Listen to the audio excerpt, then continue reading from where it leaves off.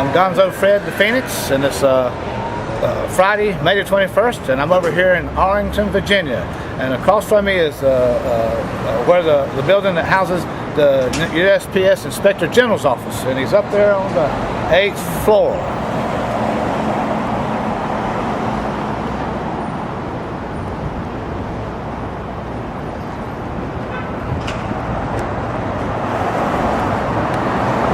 I've been here twice involving fraud on a postal reward fraud to have the Inspector General investigate the post office.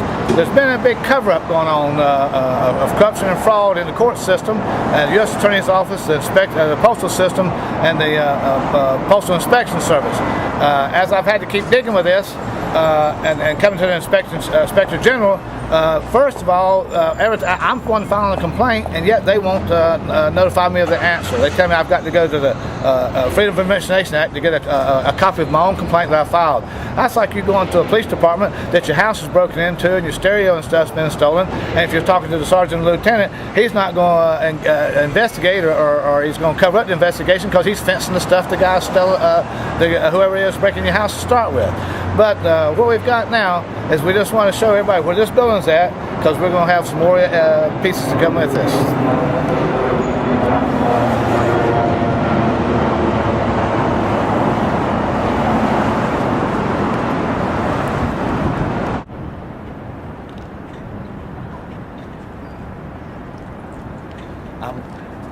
I'm Gonzo Fred the Phoenix, and it's Friday, May the 21st, and I'm over here in front of the U.S. Postal Service at 475 Font Plaza in Washington, D.C.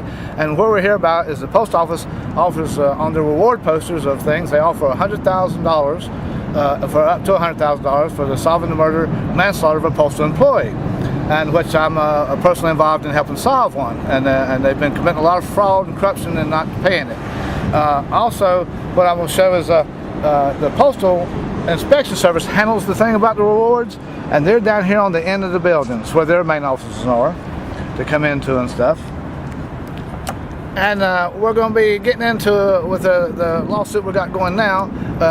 We're going to, and the corruption involved. We're getting into the postal reward and why they wrote it and how they wrote it and why they did the amount. And things like that, and why they're not let them testify why they're not paying this reward.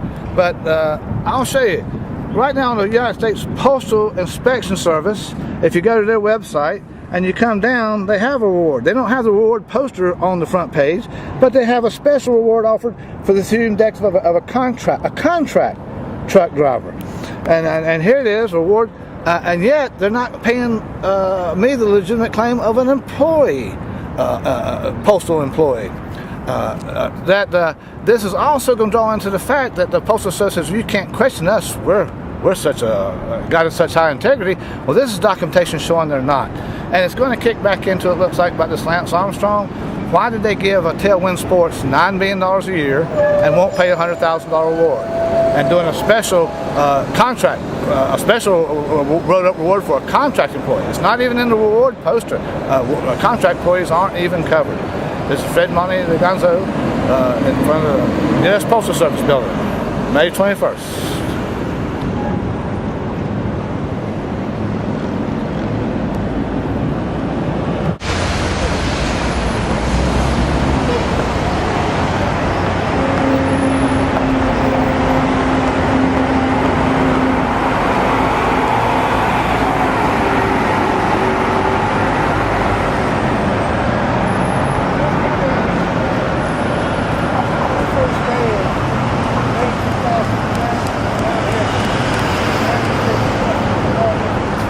I'm Gonzo Fred, the Phoenix. It's still Friday, May the 21st. And I'm down here in front of the United States Justice Department because of this case on the U.S. Postal Reward fraud had U.S. attorneys involved in total corruption and fraud.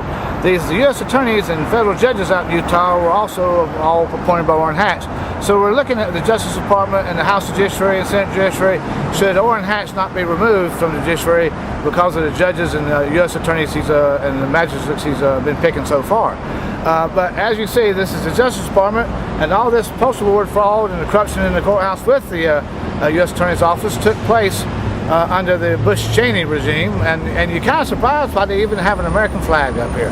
I would think they should have a Nazi flag and an Arm and Hammer sickle thing from a communist Russia, but because and I don't know exactly what they're trying to do now under Eric Holder, but they,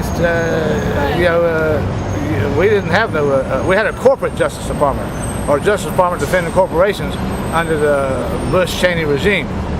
This is Fred Money, the Phoenix, doing some gonzo journalism down here in front of the U.S. Justice Department.